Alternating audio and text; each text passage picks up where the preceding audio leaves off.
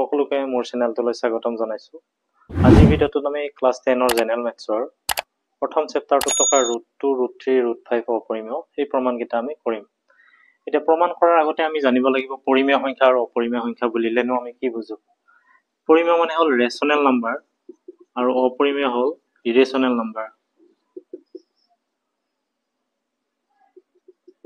এতিয়া যিবিলাক সংখ্যা আমি p by q আকাৰত লিখিব পাৰি য'ত q not equal to 0 আৰু p আৰু q দুটা অখণ্ড সংখ্যা, এই সংখ্যাবিলাকে হ'ল পৰিমেয় সংখ্যা। যেনে ধৰা 2/7, -4/5, 3.14 এইবিলাক হ'ল পৰিমেয় সংখ্যা। আমি এইটো এতিয়া 3.14টো আমি এনেকৈ লিখিব পাৰোঁ।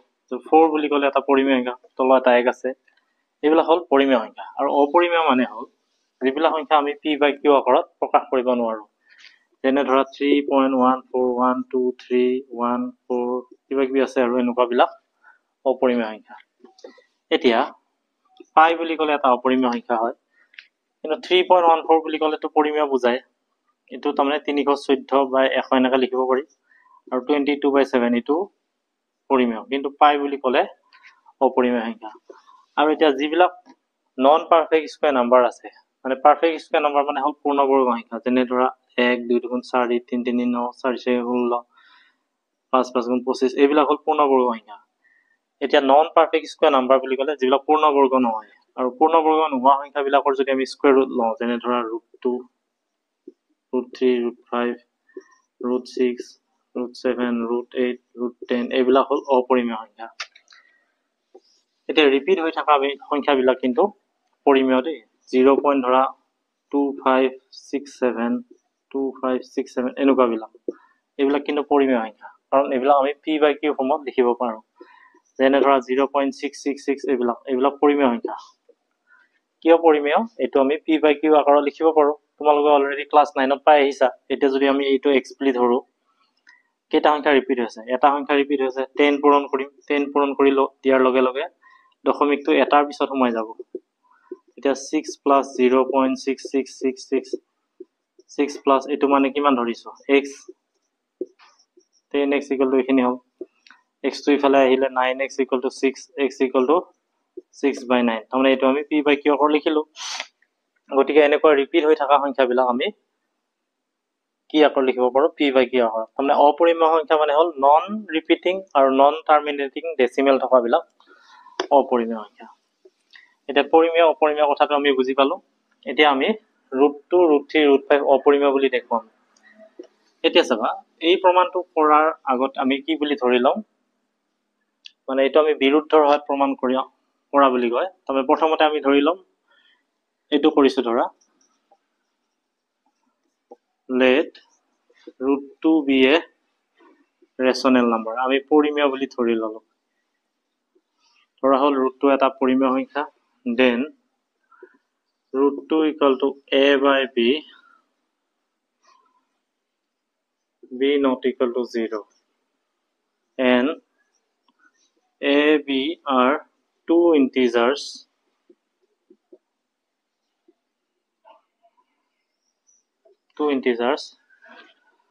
with GCD of AB equal to 1।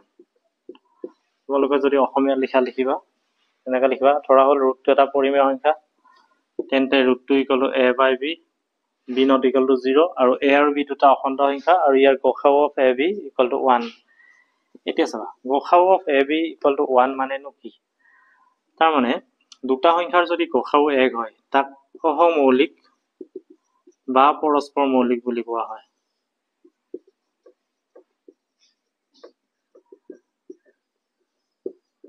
তাৰমানে কো-প্ৰাইম, সহমৌলিক মানে কো-প্ৰাইম বা ৰিলেটিভলি প্ৰাইম বুলি কোৱা হয়। এতিয়া ধৰা 3 আৰু 4 ইহঁত দুটাৰ গসাউটো 1 হয়, তাৰমানে ইহঁত দুটা সহমৌলিক হ'ব বা কো-প্ৰাইম বুলি কওঁ আমি। 4, 5 ইহঁতৰো গসাউটো 1, কো-প্ৰাইম বা ৰিলেটিভলি প্ৰাইম। 8, 9 ইহঁতৰো গসাউ 1 হ'ব। তাৰমানে 1ৰ বাহিৰে বেলেগ আৰু সাধাৰণ উৎপাদক নাই। এতিয়া কো-প্ৰাইম বা ৰিলেটিভলি প্ৰাইম হোৱাৰ কাৰণে সংখ্যা দুটা আমাৰ মৌলিক হ'ব লাগে বুলি কথা নাই। ইয়াত এতিয়া তোমাৰ এইকেইটাটো 8 আৰু 9 এই দুইটাটো যৌগিক সংখ্যা কিন্তু ইহঁতৰ কি হৈছে গসাউটো 1 হৈছে গতিকে ইহঁত দুটা সহমৌলিক এতিয়া তোমালোকৰ কিতাপত সহমৌলিক বুলি আছে মই সহমৌলিক বুলি লিখা নাই GCD of AB equal to 1 GCD মানে greatest common divisor ইয়াক HCF বুলি ক'ব পাৰা গসাউ তাৰমানে গসাউ যদি 1 হয় তাক সহমৌলিক বুলি কয় এটা কিয় আমি সহমৌলিক বুলি ধৰি ললো সহমৌলিক মানে হল 1 ৰ বাহিৰে বেলেগ সাধাৰণ উৎপাদক নাই তাৰমানে যদি সাধাৰণ উৎপাদক বেলেগ থাকিল হয় তেতিয়া কি হল হয় সেইকিটাৰে আমি ভাগ কৰিব পাৰো মানে কটাকটি যাব শেষত গৈ গৈ কি হ'ব GCD of AB টো 1 এ হ'ব যায় সেই কাৰণে আমি এইটো লিখিছো GCD of AB equal to 1 now √2 equal to A by B এটা দুই ফালে যদি আমি স্কয়াৰ কৰো 2 হ'ব এটো A স্কয়াৰ এটো B স্কয়াৰ হ'ব তলত এটা 1 আছে ইটো লগত ইটো পূৰণ হৈ গলে A স্কয়াৰ হ'ব 2 * B স্কয়াৰ 2B স্কয়াৰ এতিয়া চাবা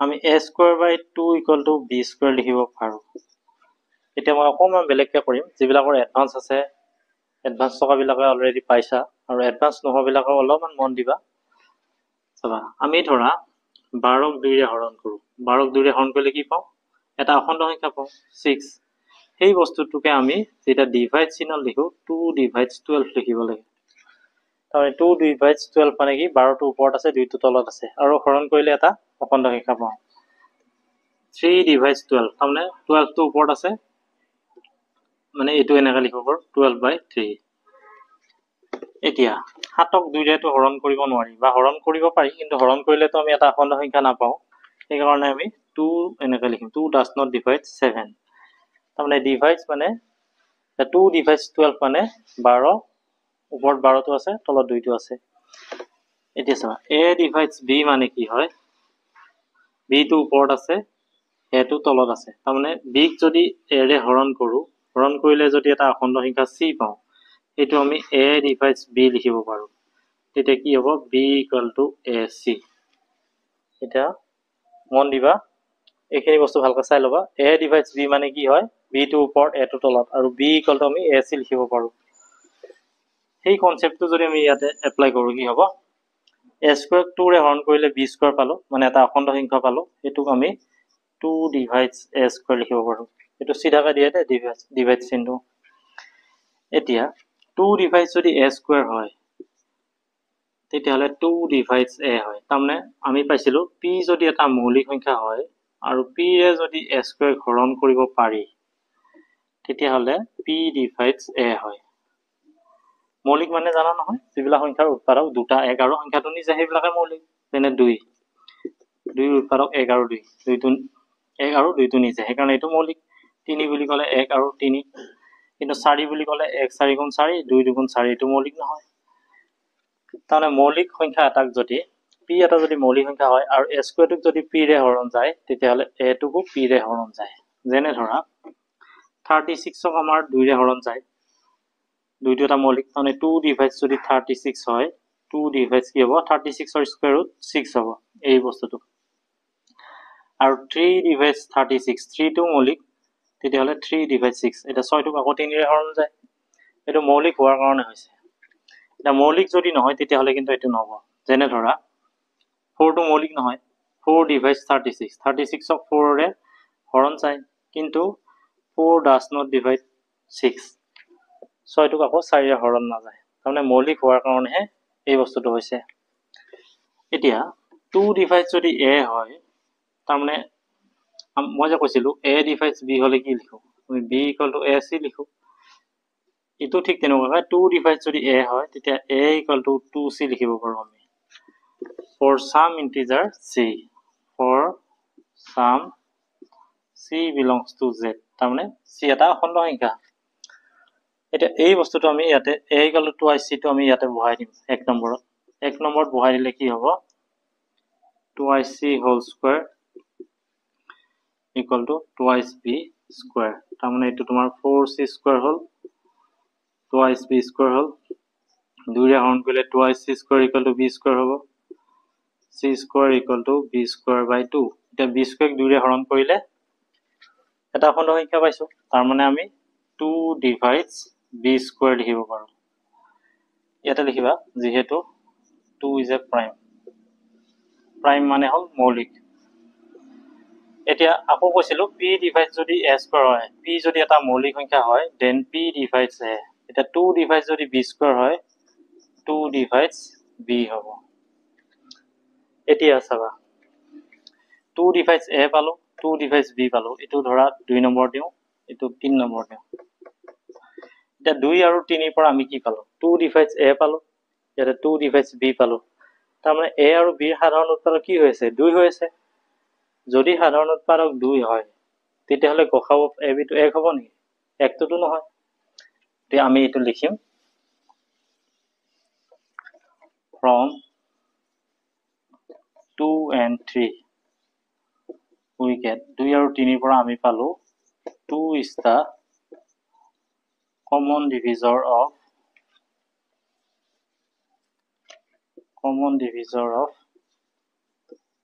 a and b। তাৰমানে 2 আৰু 3 ৰ পৰা আমি পালো 2 a আৰু b ৰ এটা সাধাৰণ উৎপাদক।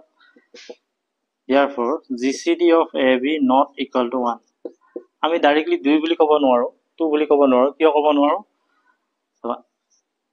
8 টোক আমি 2 ৰে হৰণ যায় আৰু 12 টোকো 2 ৰে হৰণ যায়। তাৰমানে 2 divides 8 লিখিব পাৰো, 2 divides 12 লিখিব পাৰো। কিন্তু 8 আৰু 12 ৰ gcd মানে গসাউটোতো 2 নহয়, 4 হে হ'ব। সেইকাৰণে আমি ডাইৰেক্টলি 2 বুলি ক'ব নোৱাৰো, কিন্তু 1 যে নহয় সেইটো আমি স্পষ্টত ক'ব পাৰো। এতিয়া আমাৰ এজাম্পশন মতে আমি যেটো ধৰিছিলো সেই মতে কি আছিল? gcd of ab টো 1 আছিল। কিন্তু আমি gcd of ab 1 পালো নেকি? পোৱা নাই। তাৰ মানে আমি যে ধৰিলো ৰুটটো এটা পৰিমেয় বুলি, সেই বস্তুটো আমাৰ ভুল বুলি দেখুৱালে, which is a contradiction. Hence root 2 is an irrational number. এই ৰুটটো এটা অপৰিমেয় সংখ্যা। আমি একেদৰে ৰুট 3 আৰু ৰুট 5 অপৰিমেয় বুলি দেখুৱাব পাৰো। তে বহুত ষ্টুডেন্টে কি কৰে? এইটো মুখস্থ কৰে, বুজাৰ পৰিৱৰ্তে মুখস্থ কৰে। তে মই যিমান পাৰো সিমান তোমালোকক সহজকৈ বুজাবলৈ চেষ্টা কৰিলো। গতিকে ভিডিওটো যদি ভাল পাইছা তেনেহলে বন্ধু বান্ধৱীসকলৰ মাজত শ্বেয়াৰ কৰি দিবা আৰু চেনেলটো সাবস্ক্ৰাইব কৰিবা।